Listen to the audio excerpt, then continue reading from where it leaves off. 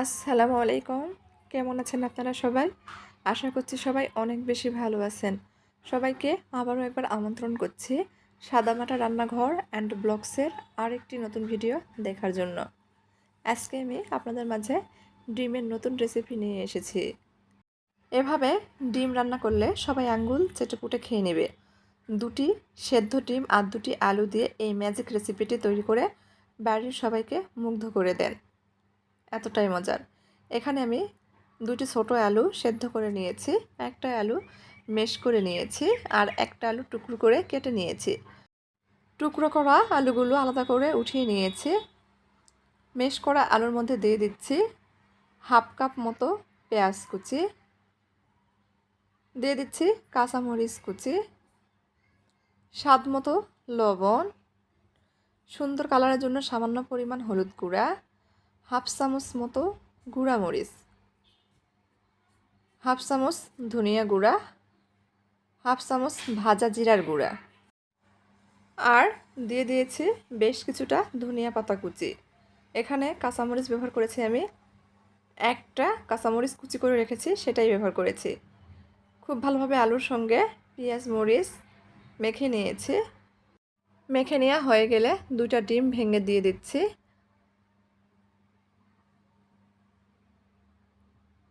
খুব ভালোভাবে মেখে নেব।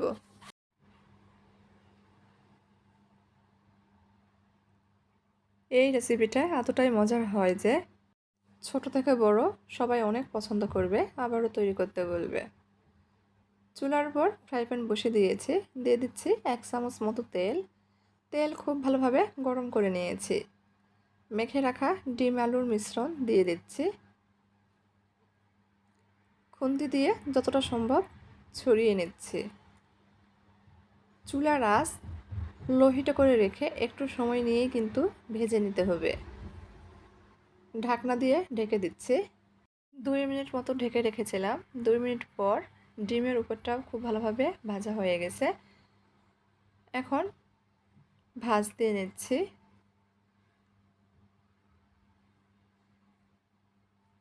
আমার পছন্দ মতো কেটে নেব।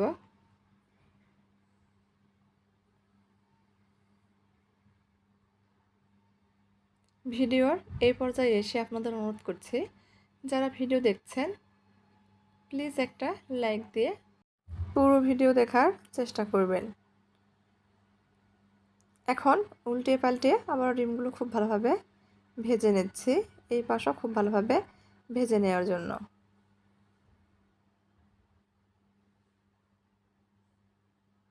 ভাজা হয়ে গেছে, উঠিয়ে নিচ্ছি।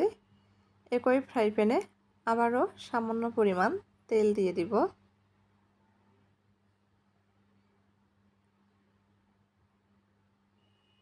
দিয়ে দিচ্ছি আগে থেকে সেদ্ধ করে টুকরো করে রাখা আলুগুলো।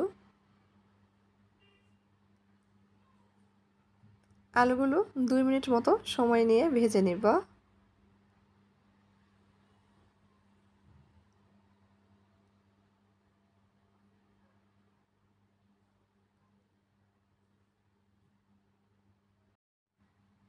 আলুগুলো ভাজা হয়ে গেছে, উঠিয়ে নিচ্ছি।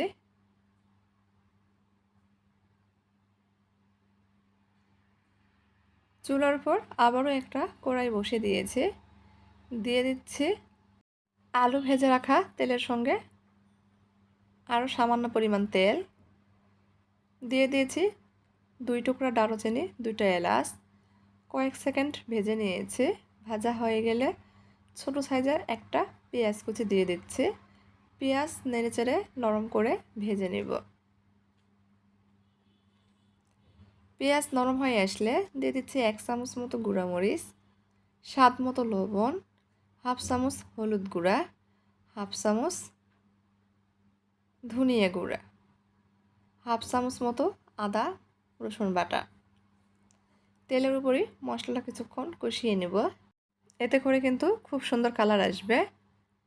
এখন এর মধ্যে দিয়ে দিচ্ছি আগে থেকেই মাঝারি সাইজের একটা টমেটো আমি ব্লেন্ডারে ব্লেন্ড করে রেখেছিলাম, মিহি করে পেস্ট করে রেখেছি, দিয়ে দিয়েছি।